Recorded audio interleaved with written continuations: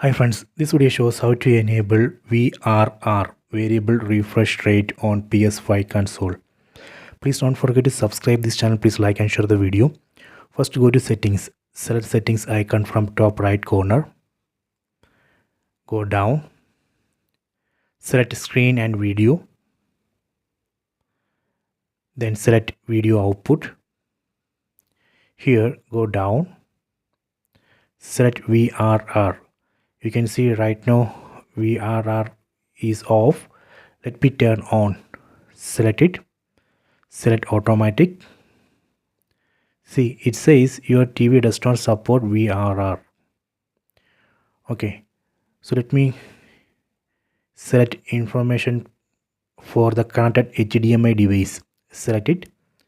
So here we can see the VRR capability of the TV which I am using. You can see VRR does not support on this resolution. Let me check the next one. Go to the next one. See, here also VRR does not support. We can also check TV.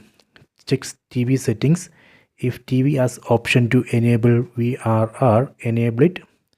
Then you can come here and check whether VRR enabled or not. So this way we can enable or disable VRR.